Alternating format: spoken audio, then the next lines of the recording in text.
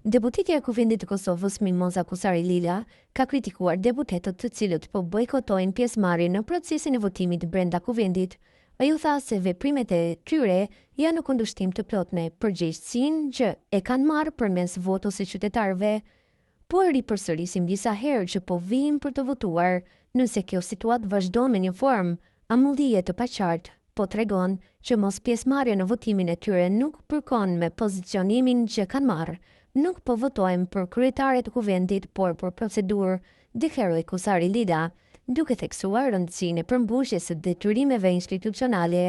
Në vazhdim të fjalës së saj, Kusari Lila u ndal edhe te raportet e Kosovës me Shtetet e Bashkuara të Amerikës, të cilat i quajti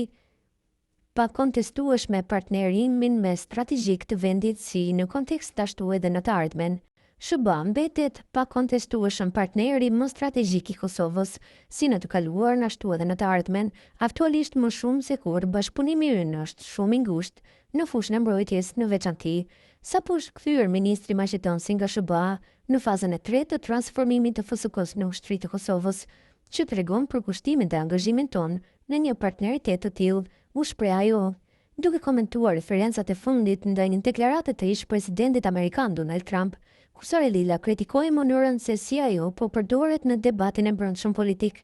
Referenca që po i bëhet të ripërsëritjes së deklaratës së presidentit Trump, ku i referohet një marrëveshjeje në kohën e tij, kjo çka po ndodh këtu është përgjegjësi e një klasi politike të përbashkët dhe të përdoret një deklaratë e tillë në luftën e brendshme politike më duket paksa absurde, përfundoi Kusari Lila.